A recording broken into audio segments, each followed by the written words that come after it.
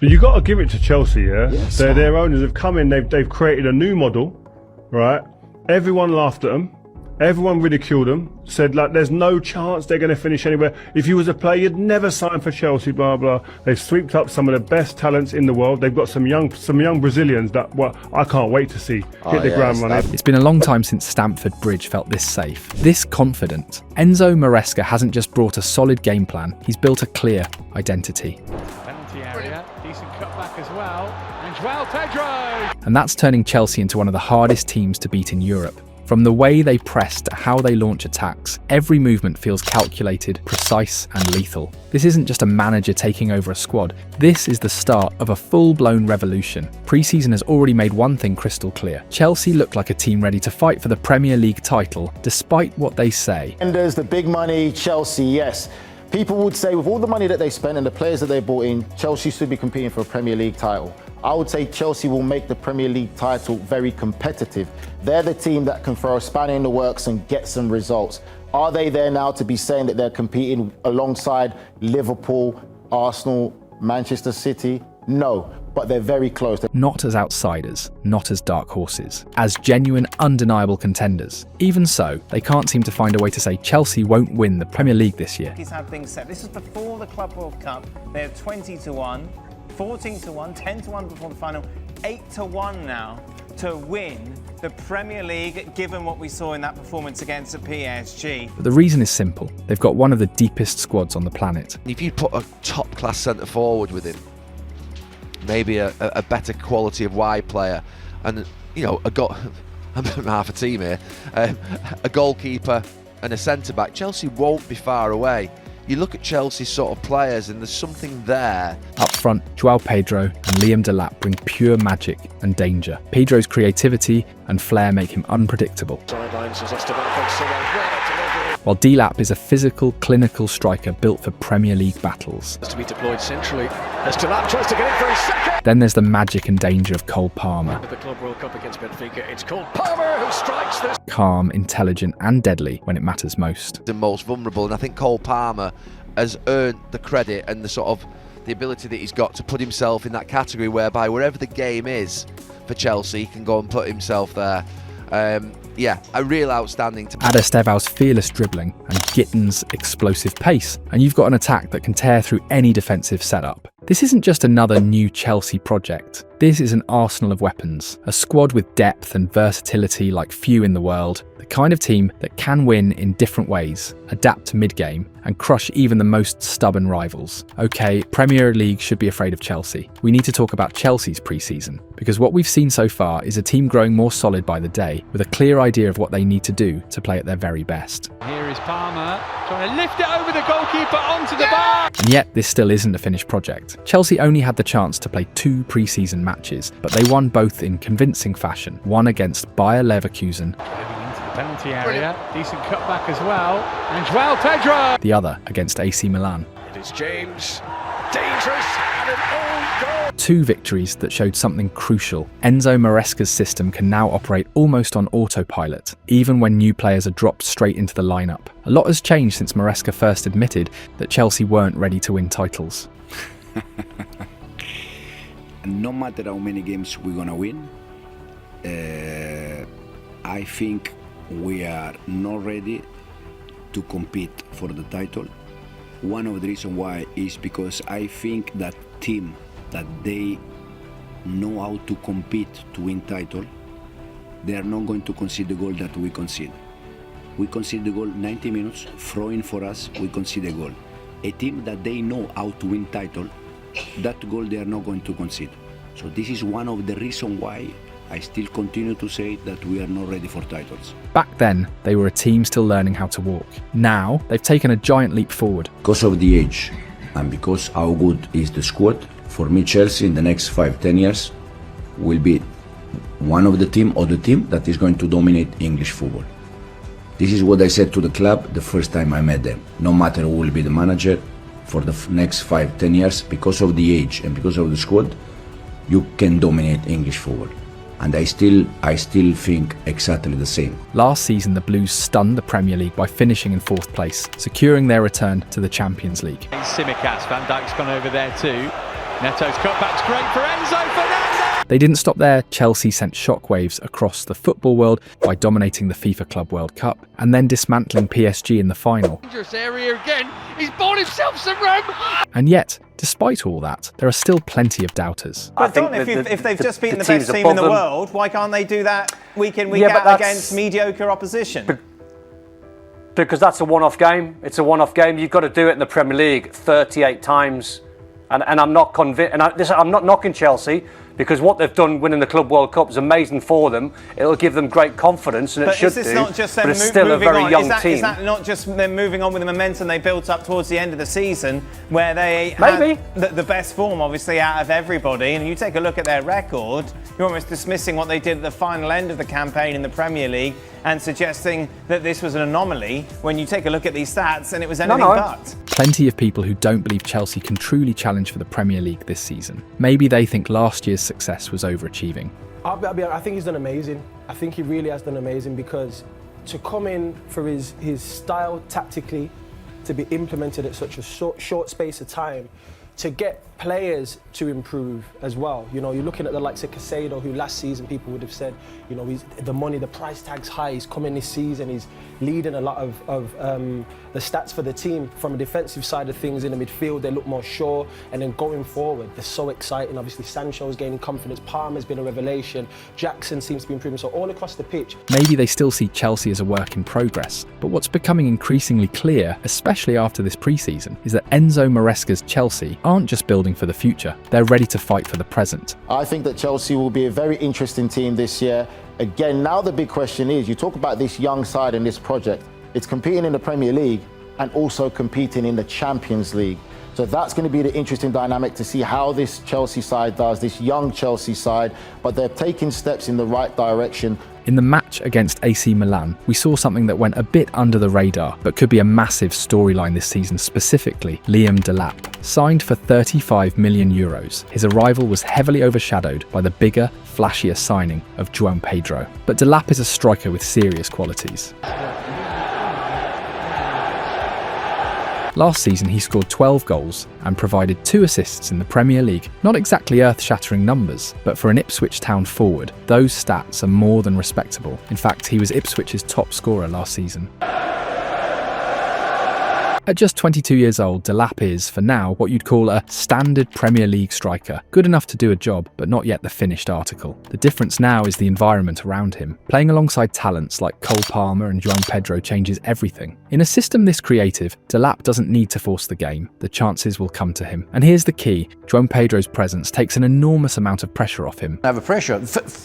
Fans are fed up with a bad striker, let's say, and they want somebody productive. And I was wondering why Mboma doesn't want to come to Chelsea. I mean, was it a possibility or not? James maybe knows better, but I would have loved to see him at Chelsea. And I think it would have been very good for the club. But let's give a chance to Liam and see how it works. But unless you have tried, you wouldn't know if you deserve to be a Chelsea striker. The expectations on Pedro are sky high because of his proven Premier League pedigree with Brighton, a team competing in the upper mid-table. That gives Delap the breathing room to develop without the weight of being Chelsea's main man. I'm very happy to score at the Stamford Bridge. I think I enjoyed this pre-season, 2 games, 2 goals. Now we need to rest and start well in the Premier League. You've made a real impact since joining here. What's it been like playing with this group of players? Like I said when I came, Chelsea have a brilliant team, young team, so make it easy for me to come and to do my best with them. And in this pre-season, he's already taken advantage of it, bagging a brace against AC Milan and proving that in the right setup, he can be far more than just a supporting striker. It's pre-season, but psychologically, just how important is it to get those first couple of goals under your belt? Yeah, of course, you know, as a striker when I'm on the pitch, it's what I'm thinking about, and you know, to come off the pitch with goals in any game is a good feeling. Chelsea rounded off their shortened pre-season in style, smashing AC Milan 4-1 at Stamford Bridge in their final tune-up before the Premier League opener against Crystal Palace. There was no sign of heavy legs or pre-season rust. This looked like a side ready to hit the ground running. Lining up in a 4-2-3-1, Chelsea had Sanchez in goal, captain Reece James at right back, Chalobah as the right centre-back, Tosin on the left, and Cucurella covering the left flank. In midfield, a double pivot of Moises Caicedo and Enzo Fernandez provided balance and control. Cole Palmer pulling strings in the number 10 role, Pedro Neto started wide right, Jamie Bino-Gittins took the left wing, and João Pedro led the line as the main striker. Honestly, this could very well be Chelsea's default starting 11 for the season. The first thing that stood out was the sheer speed and fluidity of Chelsea's attack. João Pedro and Gittins constantly stretched the play, pressing high and forcing Milan onto the back foot. It didn't take long for the breakthrough. Reece James whipped in a free kick that deflected off Andre Kuba and crossed the line before the defender could react. It is James, dangerous. Barely 2 minutes later, João Pedro ghosted away from his marker to meet Pedro Neto's curling delivery, nodding it home with composure and precision. That header said everything about him. The movement inside the box was smooth, almost effortless. He seemed to glide into position before striking. It's the kind of presence Chelsea have been missing in the penalty area. This summer already, they've got Liam Delap, they've got João Pedro from Brighton. He was a little bit hit and miss last season. I think Chelsea fans, some love him, some aren't that keen. And I think unfortunately for him, he's going to be one that has to make way for the likes of Delap and João Pedro. Nicholas Jackson has shown flashes. Still, he's not very consistent, but Still going. João Pedro carries an air of inevitability about him. Every touch, every run feels like it's building towards a goal. It all went downhill for Milan after just 18 minutes, when Andre Kubis was shown a straight red card for hauling João Pedro down as he raced clean through on goal. From that moment, the visitors offered little resistance, and Chelsea could have easily piled on more before the break. Cole Palmer, in particular, was inches away from lighting up Stamford Bridge, first rattling the post with a free kick. And direct at the Club World Cup against Benfica, it's Cole Palmer who strikes Then curling another just wide, so close last time. Here he goes again. Cole Palmer! and later attempting an audacious scissor kick that flew across the face of goal. Pass. And here he is! That would have... Rather than relentlessly chase goals, Chelsea showed game management. They slowed the tempo, conserving energy under the sweltering UK heatwave, content to control the match and pick their moments. The only notable Milan threat before the interval came when Rafael Leão found the net with a sharp header, only for it to be ruled out for offside in the build-up. After the break, the show continued. Not long after Trevoh Chalobah made way, substitute Esteban Willian immediately made an impact, winning a penalty after being bundled over in the box. Liam Delap stepped up with confidence, drilling the ball low to Mike Maignan right to make it 3. Shining from Portman Road. Liam Delap scored. Milan briefly clawed one back through Youssouf Fofana, who surprised Robert Sanchez with a near post strike to give the travelling supporters a reason to cheer. But Chelsea's response was ruthless. André Santos split the defence with a stunning through ball, and Delap, wasting no time, slammed home his second of the night with a clinical first-time finish. As Delap tries to get in for his second. Chelsea didn't just win, they dominated, controlled and entertained, showing the kind of sharpness and killer instinct that could make them a nightmare for Premier League defences when the season kicks off. Chelsea's rebuild is no longer a question mark, it's a statement. The arrivals of João Pedro, Liam Delap, Estevão and Jamie Bino-Gittins have instantly injected versatility, aggression and raw attacking power into the front line. But what's even more striking is that this isn't just about scoring goals, it's about a team that already looks physically primed to go the distance. Having such great forward attacking options now. Now you see, you've got the likes of João Pedro, you've got the likes of Delap. What's that going to tell? What's the dynamics going to change in that forward line now? No, I think to compete for titles you need competition, and we have a lot of very good attackers. So it puts them under pressure to produce week in, week out, and if they don't do it, there's another good player that wants to come in and play. So I think, it's going to push and take everyone to a next level. And I think that will help the team all around. We're seeing a Chelsea side that doesn't stop running, doesn't stop pressing, and doesn't stop hunting for more goals. Every minute is played at high intensity, with wave after wave of pressure that suffocates opponents and forces mistakes. It's the kind of relentlessness that separates contenders from champions. However, even in this wave of optimism, there's a looming concern Enzo Maresca must address, and it's not in attack. The defence has taken a serious blow, with Lewis Colwill ruled out for almost the entire season due to a cruciate ligament injury. Yeah, another huge blow, because he was starting to show the consistency that we all know that he's got. Obviously spent a period out on loan at Brighton, that was quite some time ago, has come back in, has impressed and is a surefire starter, so it is a blow. And as a centre half, Frank, are they going to be in a good enough position to do without him and continue this kind of wave of excitement that seems to be around Chelsea at the moment. I mean, I'm not quite sure they're going to have the consistency to stay with Liverpool and Arsenal, or even the quality for that matter. But have they got enough in reserve to be able to cover for the likes of Levi Colwill? His absence creates an immediate gap in both leadership and build-up play from the back. The big question now is how Maresca will solve this. Will he trust Trevoh Chalobah and Tosin Adarabioyo to anchor the defence? Will Cucurella be asked to adapt in a hybrid role? What about Hato? Or could Chelsea dip back into the market for a last-minute reinforcement? Not replace somebody like Colwill simply and easily, and they're going to struggle a little bit. But I want to believe that Tosin and Chalobah can do the job. Chalobah came back from a loan in Crystal Palace and has been very, very good since he came back and grew up a lot, I would say. So we have to trust the two players. They don't have any other choices. I mean, the others are there. Desai come back from loan spell as well. But it's clear that he doesn't fancy. No, he doesn't fancy. And Badiashile is a talented player, and you have some others.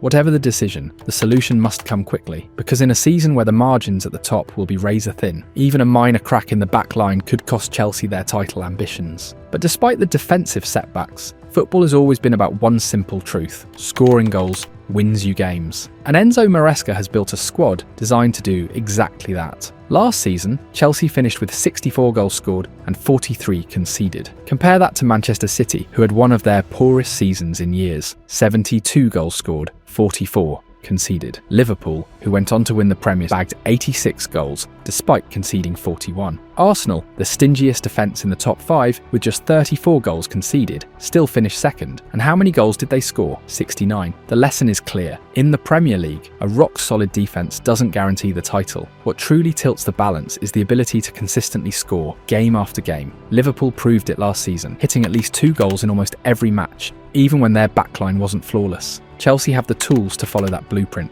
The attacking depth is frightening, the creativity is flowing, and the chemistry between players is already visible. Take, for example, the pre-season match against Bayer Leverkusen. Chelsea didn't just win, they overwhelmed their opponent. No doubt that they're gonna do the job, and they're gonna be fast, and it's gonna be a threat to all defenses. In the middle of the park, I'm very happy to what I see, even with Enzo Fernandez being injured.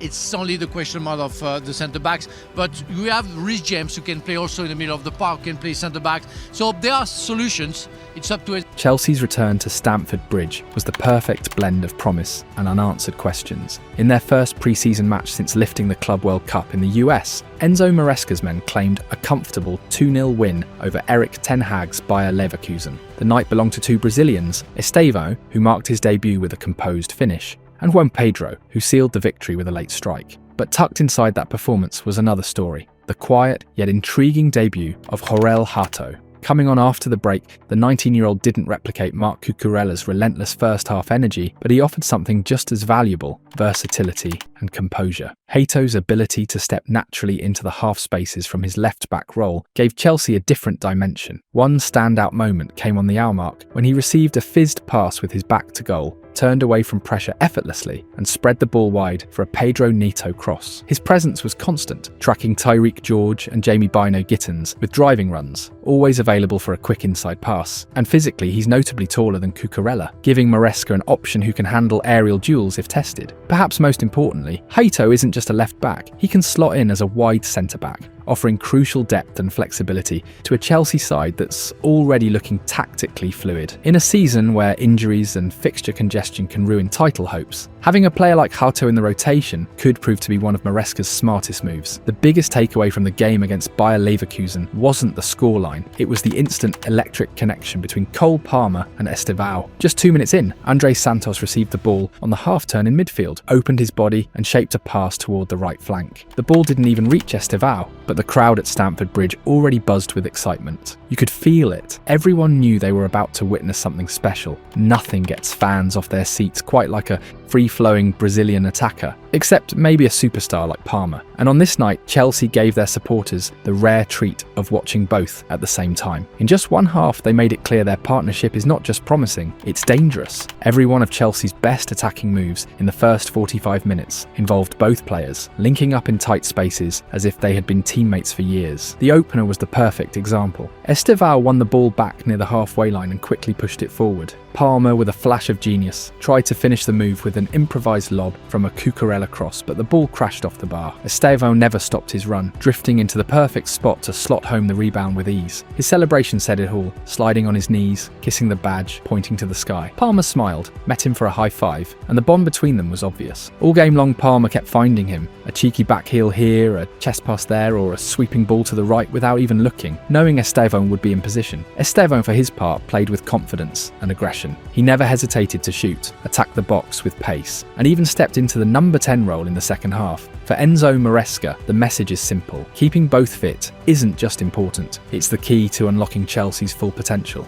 Because when these two share the pitch, something special is almost guaranteed to happen. Chelsea's summer rebuild has done more than add talent. It's reshaped the team into a machine that already looks fully operational. João Pedro, Estevao, Liam Delap, and Jamie Gittins haven't just arrived with promise. They've slotted into Enzo Maresca's system as if they've been playing in it for years. There's been no long adjustment period, no awkward settling in phase. From their first games, they've understood the roles, the pressing triggers, and the attacking patterns. That instant chemistry is rare, and it's exactly what makes Chelsea so dangerous heading into the new season. When you add that firepower to a midfield core of Enzo Fernandez, Moises Caicedo, and Romeo Lavia, you get one of the most balanced spines in the Premier League. These are players who can dominate possession, break lines, and protect the back four in equal measure. And even with Levi Colwill sidelined for the season, Maresca has the defensive depth to adapt, whether it's shifting Hato into a hybrid role, leaning on Chalobah's reliability, or rotating Cucurella and Tosin. There's coverage in every position, and every player looks physically ready for the grind ahead. This isn't a squad built to survive, it's one built to compete on all fronts. Premier League, absolutely. Champions League, they have the depth to handle midweek intensity.